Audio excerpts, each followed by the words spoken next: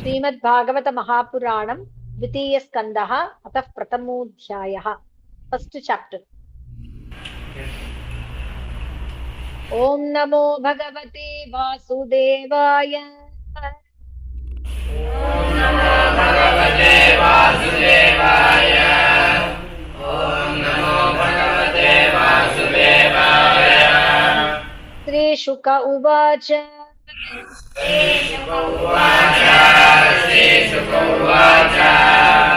करीयानेश ते पृष्टः कृतो लोकहितं नृप।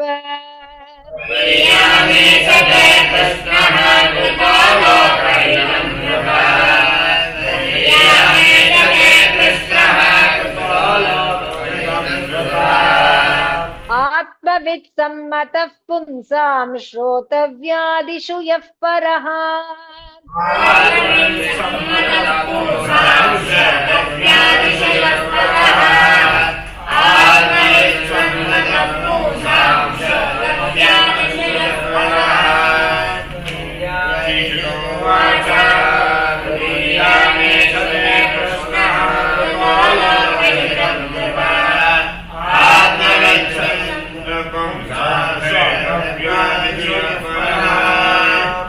श्रोतव्यादीनि राजेन्द्र नृणां सन्ति सहस्रशः।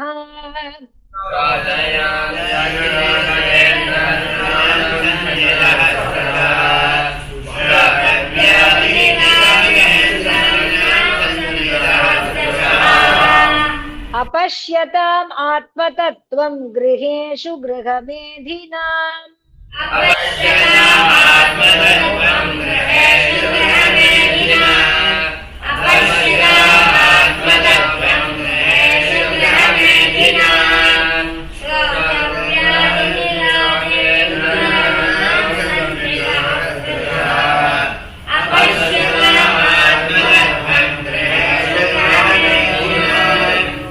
निद्रया ह्रियते नक्तं व्यवाये च वाय व्यवायेन च वावयः।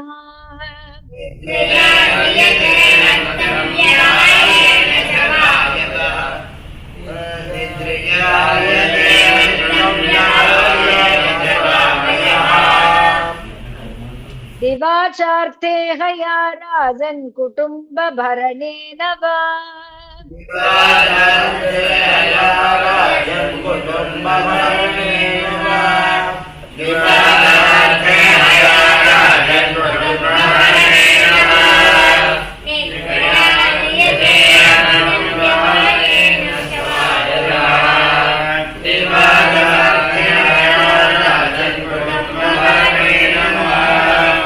देहापत्यकलत्रादिषु आत्मसैन्येष्वसत्स्वपि।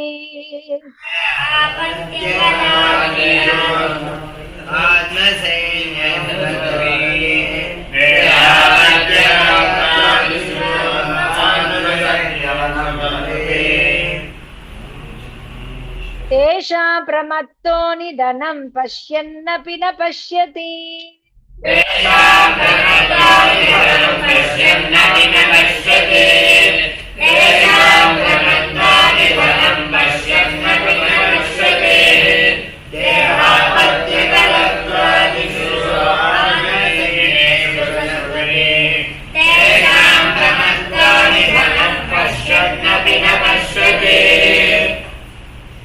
तस्माद् भारत सर्वात्मा भगवान् ईश्वरो हरिः।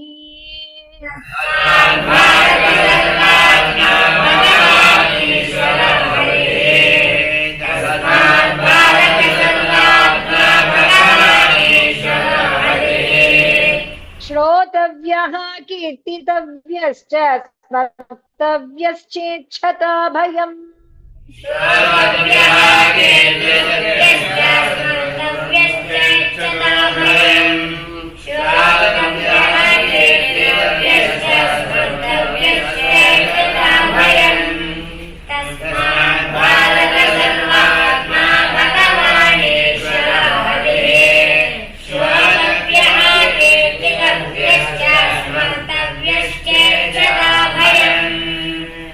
एतावान् साङ्ख्ययोगाभ्यां स्वधर्म परिनिष्ठया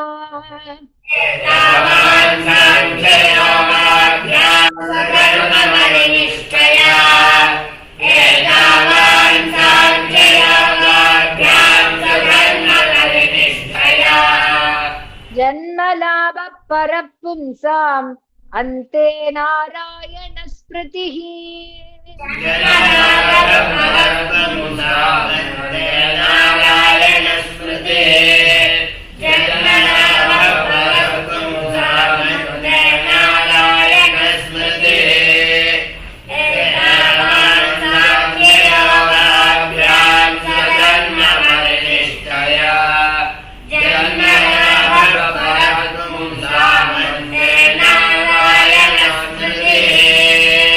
प्रायेण मुनयो राजन्निवृत्ता विदिशेधतः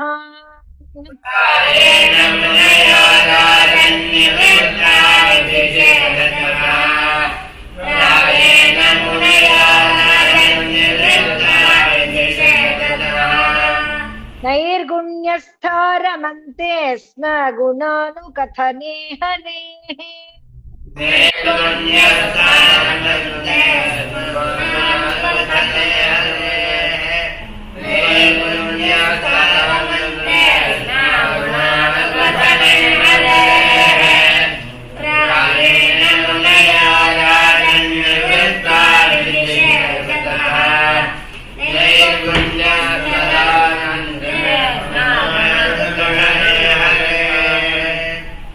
इदं भागवतं नाम पुराणं ब्रह्म संहितम्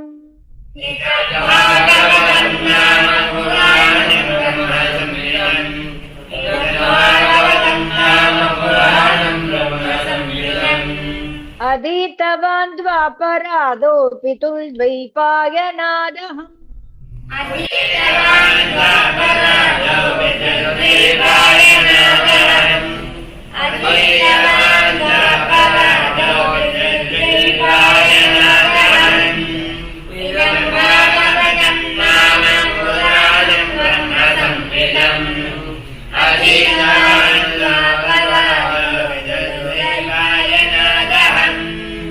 परिनिष्ठितोऽपि नैर्गुण्य उत्तम श्लोकलीलया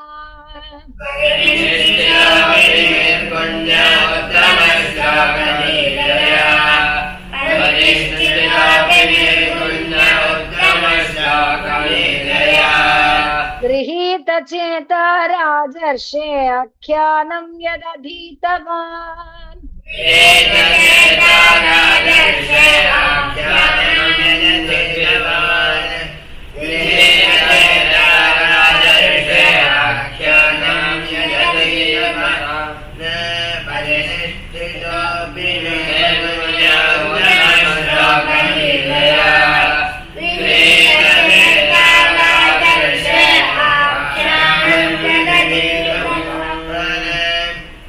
तदहं ते विदास्यामि महापौरुषिको भवान्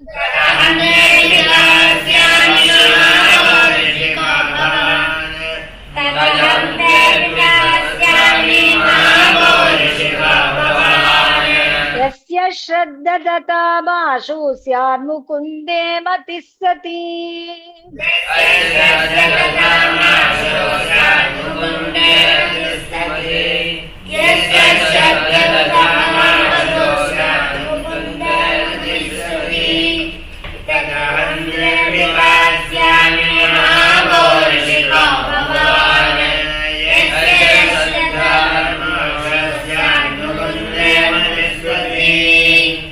एतन्निर्विद्यमानानाम् इच्छताम् अकुतो भयम्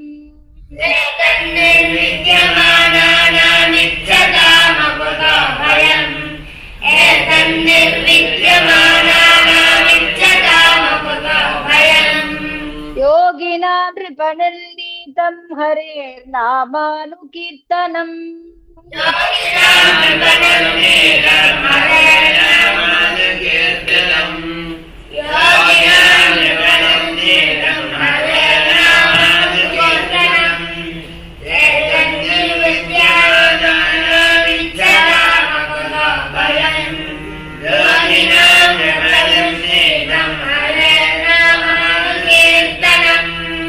किं प्रमत्तस्य बहुभिः परोक्षैर्हायनैरिह प्रमत्तस्य बहुभिः परोक्षैर्हायनैरिह किं प्रमत्तस्य बहुभिः परोक्षैर्हायनैरिह परं मुहूर्तं विदितं घटेत श्रेयसे यतः परं मुहूर्तं विदितं घटेत श्रेयसे यतः परं मुहूर्तं विदितं घटेत श्रेयसे यतः किं प्रमत्तस्य बहुभिः परोक्षैर्हायनैरिह परं मुहूर्तं विदितं घटेत श्रेयसे यतः खट्वाङ्गो नाम राजर्षिः ज्ञात्वे यत्तामिहायुषः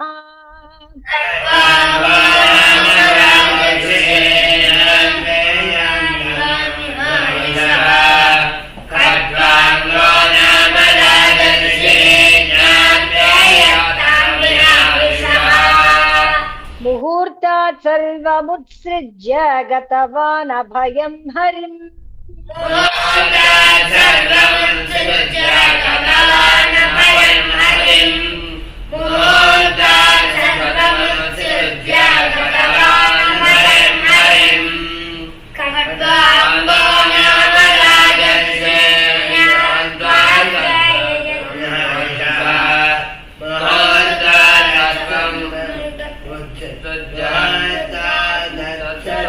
मुहूर्तात् सर्वमुत्सृज्य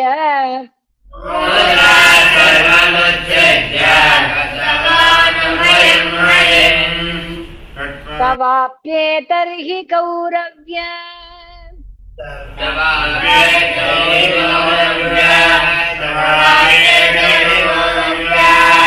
सप्ताहं जीवितावधिः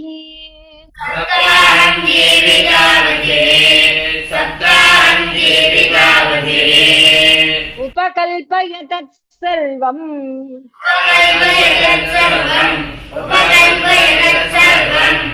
तावत् यत् साम्प्रदायिकम्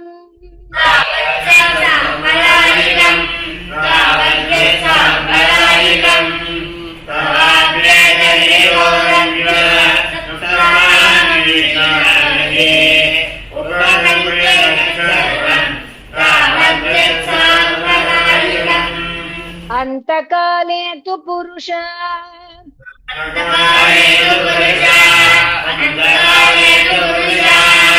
आगते गतसाध्वसः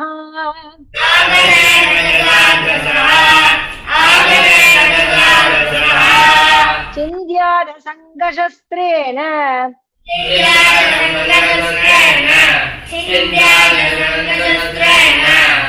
गृहान्देहेनु ये च तम्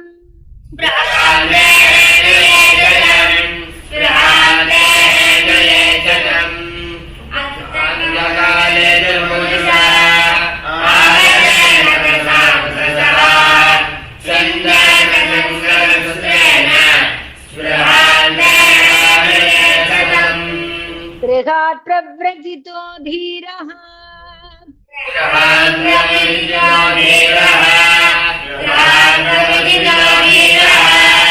पुण्यतीर्थजलाप्लुतः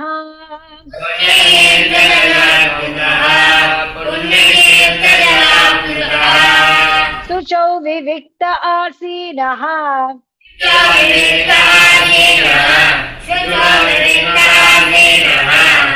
विधिवत् कल्पितासने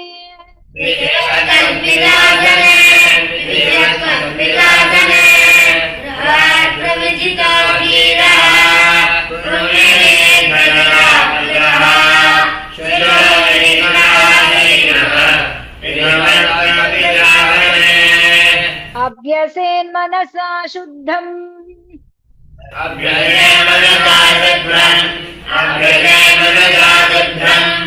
त्रिविद्ब्रह्माक्षरं परम्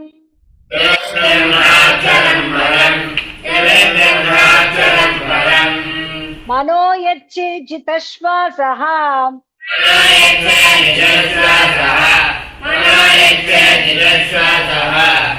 ब्रह्मबीजमविस्मरन्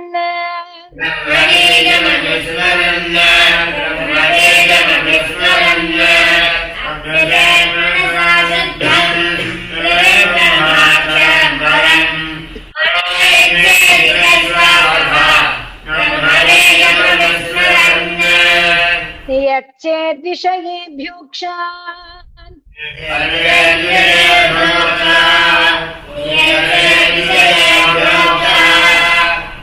मनसा बुद्धिसारथिः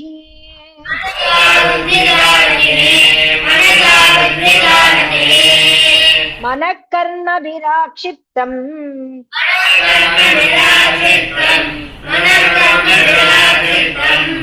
शुभार्थे धारये धिया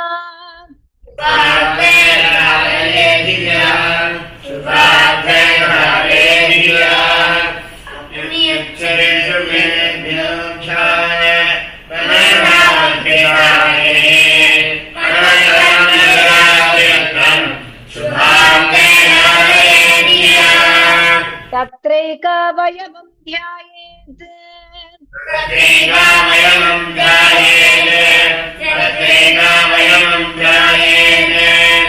अव्युच्छिन्नेन चेतसा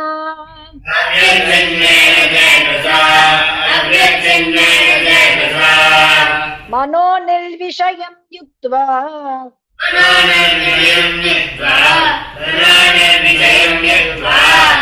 ततः किञ्चन न स्मरेत्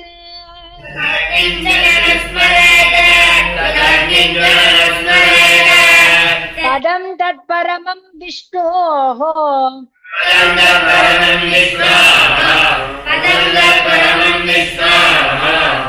मनो यत्र प्रसीदति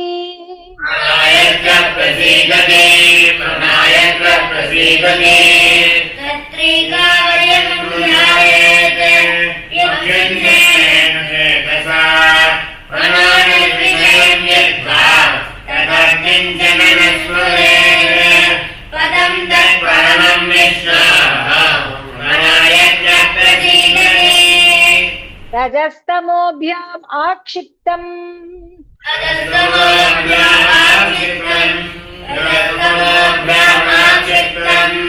विमूढं मन आत्मनः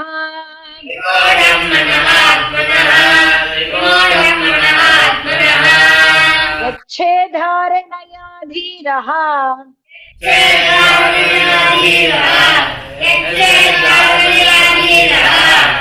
हन्ति यादत्कृतं मलम्